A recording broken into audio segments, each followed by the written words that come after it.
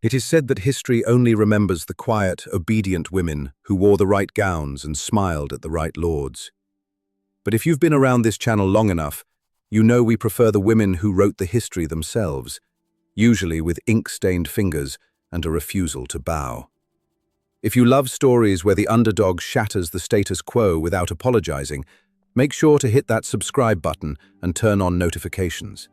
You won't want to miss a single second of this one. The harsh, rhythmic scraping of a raven feather quill against rough, yellowed parchment was the only sound in Leah Curtis's world that made any logical sense. The smell of iron gall ink, sharp, metallic and bitter, grounded her. While the rest of the Curtis keep breathed in the suffocating, heavy rosewater and musky perfumes of 100 aristocratic guests, Leah breathed in the scent of survival. 3 columns, carry the 4. The cost of winter wheat had tripled in the northern fiefdoms.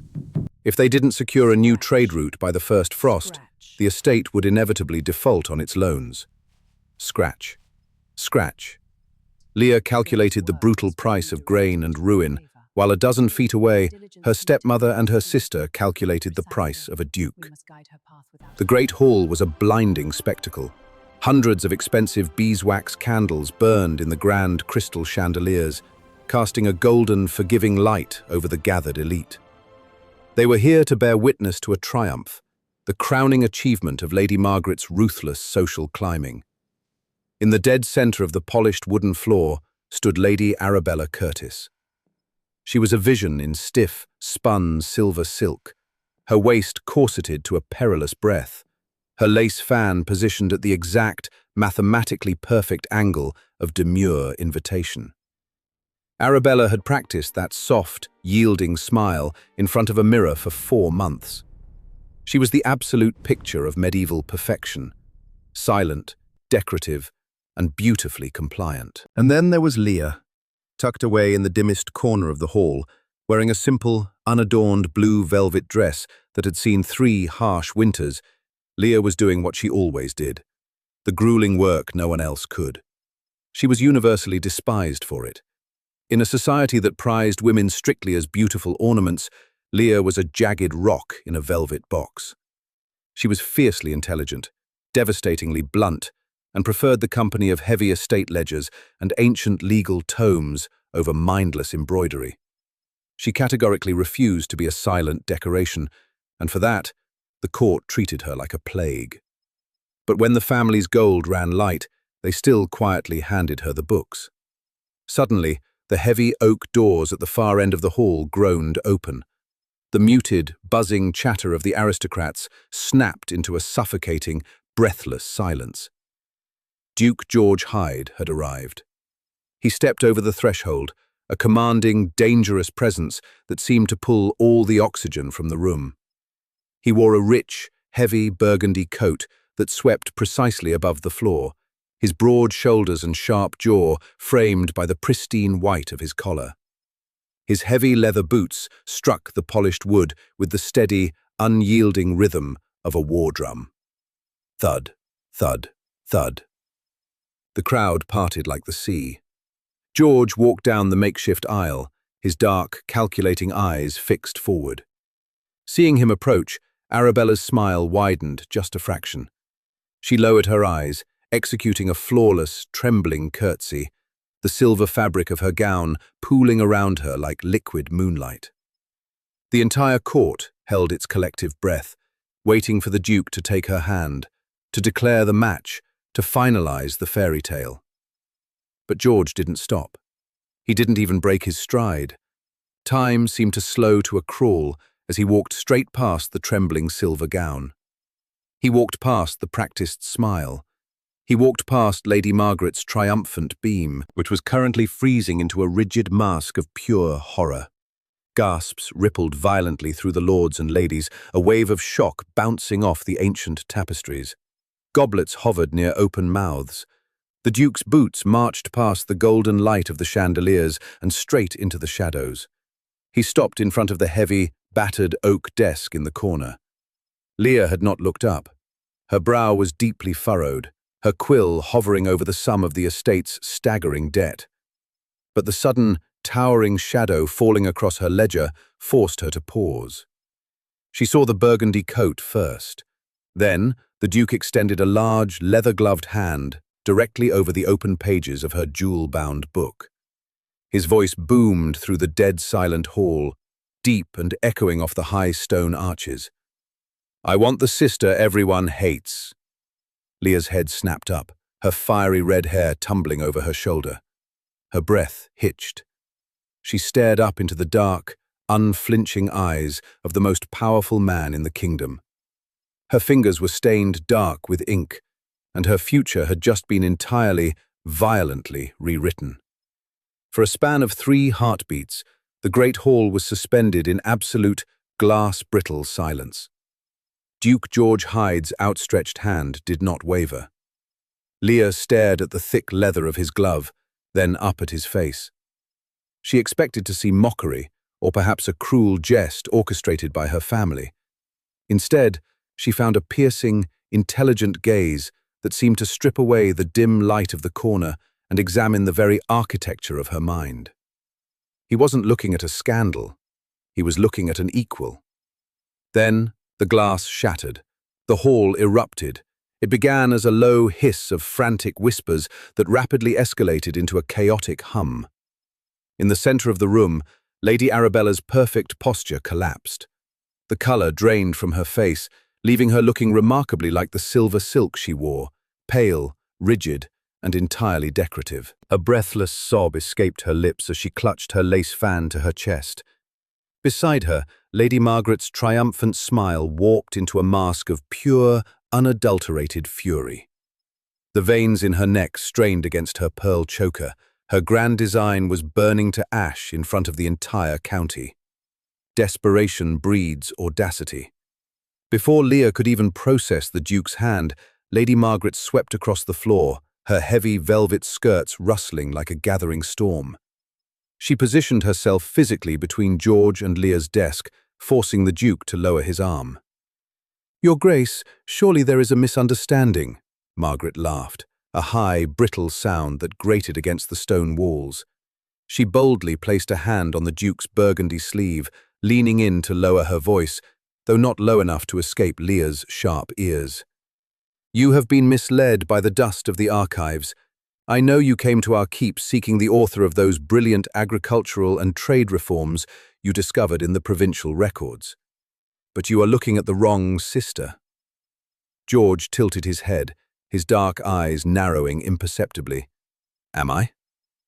"Indeed," Margaret pressed, her voice dripping with sweet, poisonous sincerity.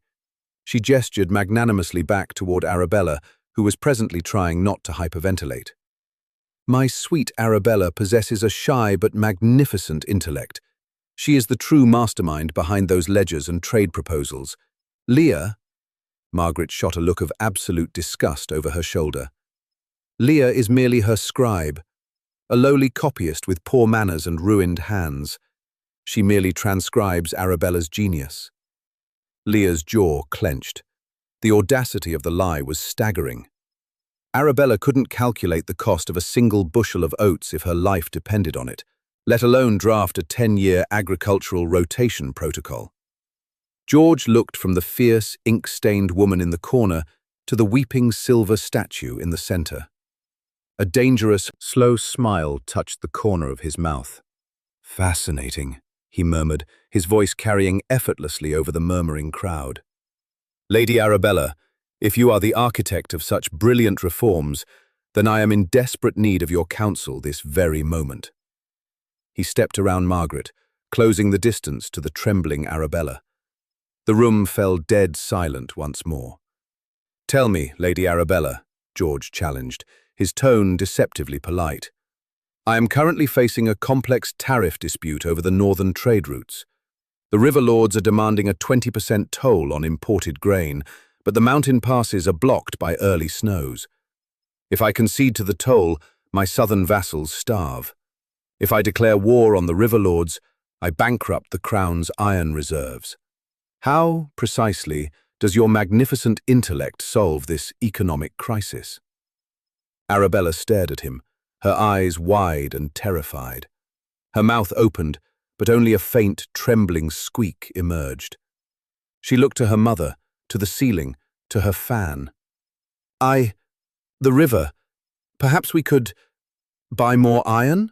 She stammered, a single tear ruining her powdered cheek as she began to openly weep, completely crushed under the weight of a world she did not understand. From across the room, Leah physically cringed. The financial butchery of the scenario was too much to bear. The math was right there, hanging in the air like a ripe fruit, and her sister was trying to chop down the whole tree. Unable to stomach another second of this intellectual slaughter, Leah slammed her heavy, jewel-bound ledger shut. The sharp crack echoed like a gunshot. "You don't concede, and you don't declare war," Leah's voice rang out, sharp, clear, and utterly devoid of aristocratic fluff. The entire court whipped their heads toward the dark corner. She stepped out from behind the oak desk, her ink-stained fingers resting on the leather cover of her book. "You dam the eastern tributary before the snow melt," Leah stated, looking directly into the Duke's eyes. "It lowers the water level of the main river, grounding the river lords' merchant galleons and cutting off their own supply lines until they are forced to drop the toll to 5% just to survive. The southern vassals eat, the iron reserves remain untouched, and you win without unsheathing a single sword." 3 sharp, flawless sentences. The lie was shattered into 1,000 irreparable pieces. Arabella's weeping ceased in sheer shock. Lady Margaret looked as though she had been struck by lightning. But Duke George Hyde simply stood in the center of the hall and smirked. It wasn't a polite, courtly smile. It was the predatory, exhilarated grin of a man who had finally found exactly what he was looking for. He held Leah's gaze, a silent, electric communication passing between them, a mutual, undeniable respect forged in the fires of sharp intellect. Yet, as the Duke moved to finally take Leah's hand, a shadow shifted near the grand pillars. Lord Silas Thorne, a neighbouring baron with a dangerously corrupt empire built on skimming Curtis taxes, narrowed his cold, reptilian eyes. Watching Leah seamlessly dismantle an economic crisis, Silas realized with chilling clarity that this despised, ink-stained girl wasn't just a nuisance. She was a massive, lethal threat to his secrets, and she had to be destroyed before she ever left this keep. The morning sun offered no warmth when it finally pierced the high, narrow windows of the Curtis keep. The great hall, stripped of its glittering guests and nocturnal magic, smelled faintly of stale wine and cold ash. Standing near the hearth, Leah wore the same plain blue velvet from the night before, her spine straight despite the exhaustion pooling in her eyes.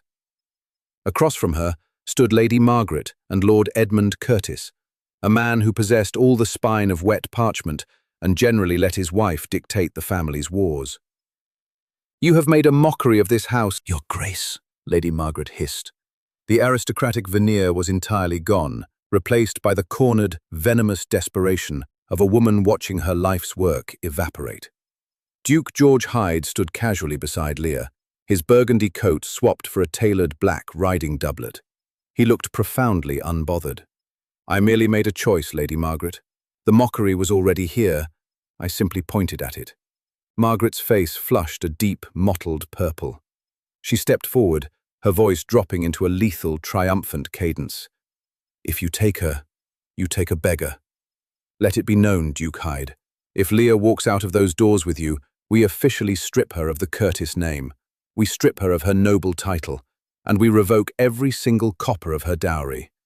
She leaves with nothing but the ink on her fingers and the clothes on her back." Lord Edmund nodded weakly in agreement. Margaret smiled, a sharp, cruel thing. It was the ultimate medieval checkmate. A duke could not marry a penniless, titleless commoner without inviting the devastating mockery of the crown and the court. She fully expected George to flinch, to recognize the political suicide of the match, and to abandon Leah to the ruin she deserved. Leah's breath hitched. To be stripped of her name meant she was legally nothing, a ghost in a world ruled by bloodlines. She looked up at George, her heart hammering against her ribs, preparing herself for the inevitable withdrawal of his protection. George didn't flinch. He didn't even blink. Instead, a slow, dangerous smile spread across his face. "Elias," George said, not taking his eyes off Margaret. From the shadows of the corridor stepped the Duke's personal steward. In his arms, he carried a towering stack of heavy, black-bound ledgers. He dropped them onto the oak table with a deafening thud. "By all means, strip her of the Curtis name," George purred, stepping up to the table and flipping open the top ledger. "It is a mediocre name anyway, but if Lady Leah is no longer a daughter of this house, then she can no longer be expected to have performed the duties of a daughter. Which means, legally speaking, she has been operating as your unpaid head steward for the last 7 years. Margaret's cruel smile faltered. "What are you talking about?" "Mathematics, my lady," George replied smoothly. He ran a gloved finger down the page, pages filled with copies of Leah's own meticulous handwriting, which his men had quietly secured from the archives overnight. "Let us calculate the cost of a bride, shall we? In the winter of 19, Leah's crop rotation strategy saved this estate from a famine that claimed 3 neighboring baronies. Market value of that saved grain? 800 gold sovereigns." George flipped the page. "In 21, she discovered a flaw in your iron tariffs and renegotiated the river tolls, saving you 1,200 sovereigns. Add her daily administrative labor, the averting of the wool crisis, and the sheer exhausting task of keeping you out of debtor's prison. Elias, what is the total?" 5,400 gold sovereigns, Your Grace," the steward replied crisply. George withdrew a piece of heavy parchment from his coat and dropped it onto the table. It bore the royal seal of the magistrate. "This is a legally binding writ of collection for back wages and services rendered. As Leah's future husband, I am assuming her debts and her assets. You will pay her exactly 5,400 gold sovereigns before the moon sets, or I will seize this keep and the lands it sits upon as collateral." Lord Edmund's knees buckled, sending him collapsing into a wooden chair. Margaret turned the colour of old ash, her mouth opening and closing without sound. George had just used Leah's own brilliant mind to effectively tax her abusers into utter submission. He proved, loudly and legally, that Leah's intellect was worth more than a dozen chests of Arabella's theoretical gold. Leah stared at George, her chest tightening with an overwhelming, entirely unfamiliar emotion. He wasn't just rescuing her, he was weaponizing her own genius to defend her.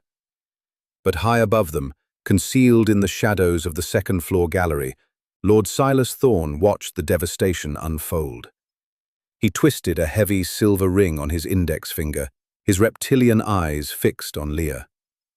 The Curtis family was financially ruined, which meant George would inevitably take Leah back to his own massive estate. And once the Duke's new, brilliant bride audited the regional taxes, it would take her less than an hour to uncover the 5 years of deep, treasonous embezzlement Silas had been running under the Crown's nose. Silas stepped back into the darkness, his mind made up. A legal battle was useless against the Duke. It was time for a different kind of math. Leah Curtis could not be allowed to leave this keep alive. The air in Leah's drafty, sparsely furnished chamber was heavy with the dust of packing. She had exactly 3 worn dresses and a small mountain of books to her name. As she moved to strip the thin linen from her bed, her fingers brushed against something hard and unyielding beneath the mattress. She paused. Pulling back the coarse wool, she found 3 folded sheets of thick, expensive parchment. Leah frowned, drawing them into the pale light of her narrow window. Each letter was sealed with heavy, blood-red wax, stamped with the jagged pine tree sigil of the exiled northern rebels. The treasonous faction had been hunted by the king for years. Simply possessing their correspondence was a guaranteed death sentence. A lesser woman would have screamed. A terrified woman would have immediately thrown the damning evidence into the hearth, desperately trying to burn away her guilt, which was exactly what Lord Silas Thorne, waiting somewhere with the king's guard, was counting on. A plume of black smoke and a half-burned seal would be all the proof the king's magistrate needed to execute her for destroying evidence. But Silas Thorne had made a fatal miscalculation. Leah Curtis did not burn documents. She analyzed them. Instead of cowering, Leah carried the letters to her wooden desk. She ran her ink-stained thumb over the crimson seal. It was too brittle. In the freezing, unforgiving north, rebels used animal tallow to bind their wax, keeping it supple against the biting cold. This wax flaked away under her fingernail. She lifted it to her nose.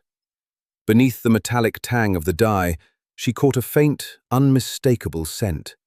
Sweet pine resin.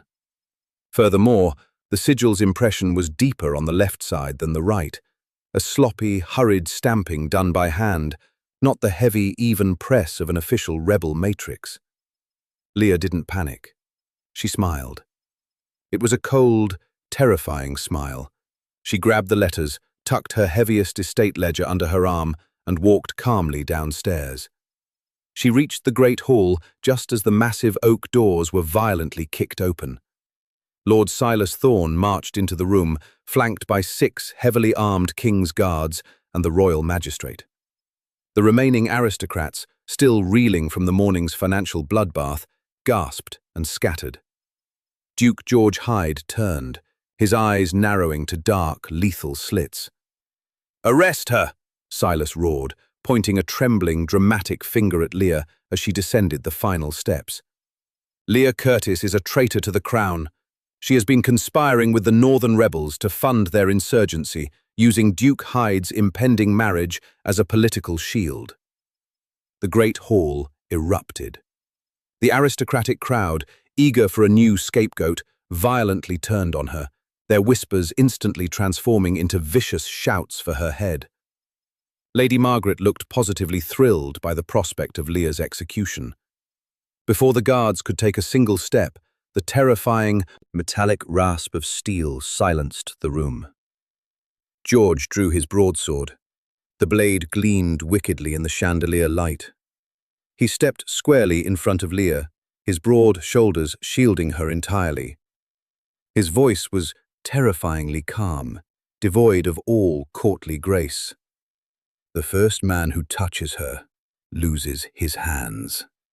The king's guards hesitated, gripping their halberds. Fighting a Duke of George's standing was treason in itself.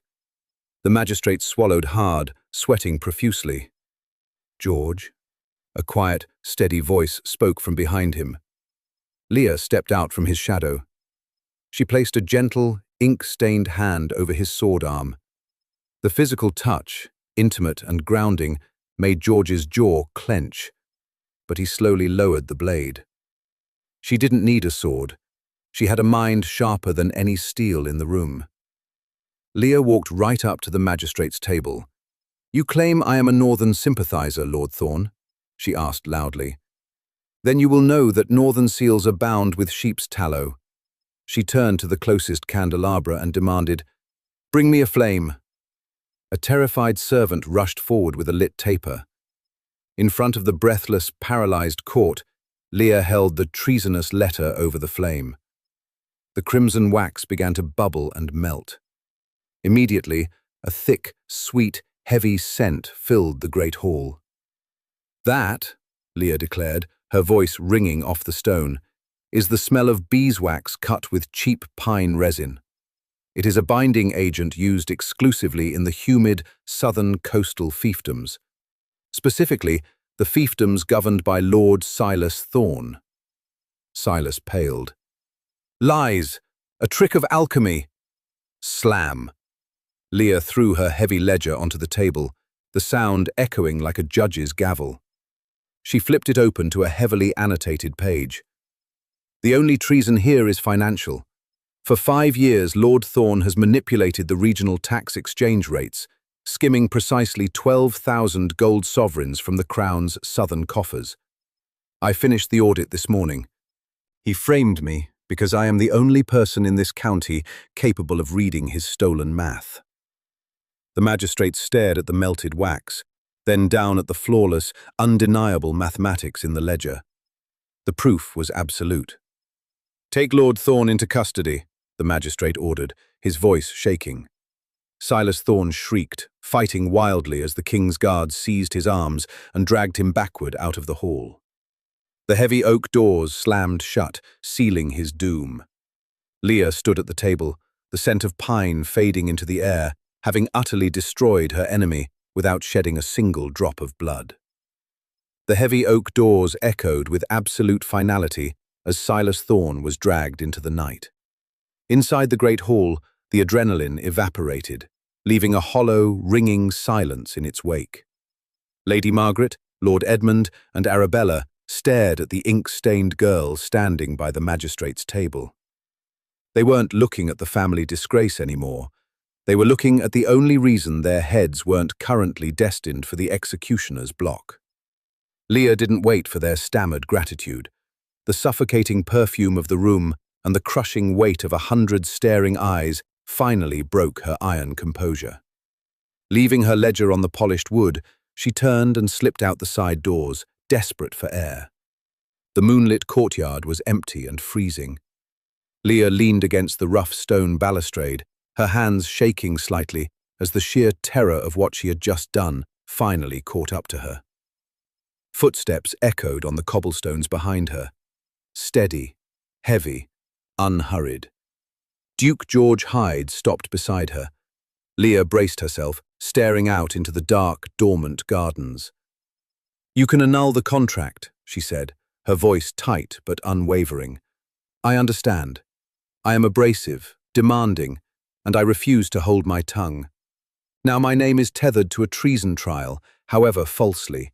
You came for a quiet bride, Your Grace, not a political firestorm. You may walk away now without any scandal." She expected to hear his heavy boots pivot back toward the hall. Instead, she heard the rustle of thick fabric. A moment later, George's warm, heavy burgundy coat was draped over her shivering shoulders. She turned to look at him in surprise. "Leah," George said quietly, stepping close enough that she could feel the steady heat radiating from him in the frigid air. "I have spent my entire life surrounded by lords and ladies who smile at my terrible ideas and nod at my worst decisions simply because I wear a coronet. It is exhausting, and it is incredibly dangerous. I didn't choose you because I needed an estate manager to balance my books, and I certainly didn't choose you out of some misplaced charity." He reached out, his bare, calloused hand gently brushing a smudge of dark ink from her pale cheek. "I chose you because you are the only person in this entire, miserable county brave enough to tell me when I am wrong." And then, the formidable Duke of Hyde did something that made the remaining breath vanish from her lungs. He stepped back and dropped to one knee on the cold cobblestones. It wasn't the performative chivalry of a courtly romance. It was an act of profound, unwavering respect for a brilliant mind. He looked up at her, his dark eyes fierce and absolute. "I do not want a silent decoration for a wife," he vowed. "I want a partner. Marry me, Leah Curtis. Rule by my side, and let us terrify them all." 6 months later, the bitter winds of winter howled through the rotting window frames of the Curtis Keep. Without Leah's meticulous math and tireless oversight, the estate had collapsed. In a drafty, cold sitting room, Lady Margaret and Arabella bickered furiously over a dwindling pile of copper coins, their magnificent silver gowns pawned months ago just to buy firewood. Far to the south, the scene was entirely different. Leah Hyde did not sit in a dim corner. She sat squarely at the head of a massive mahogany table in the Duke's grand council chamber. Dressed in deep, commanding velvet, she held a raven feather quill, dictating aggressive new trade terms to a room full of powerful, seasoned lords. They hung on her every single word, furiously taking notes. Duke George stood proudly just behind her chair, a genuine smirk playing on his lips as his wife systematically conquered the room with her intellect alone. Because history might try to remember the quiet women, but true power and a lasting legacy are never found in the stillness of a silver gown. They are forged in the sharp, unyielding courage of a brilliant mind. Substance, in the end, will always outlast submission. Drop a comment with your city so I can see where you're watching from today. And if Leah's triumph made you smile, be sure to like, share, subscribe, and ring that bell for our next adventure.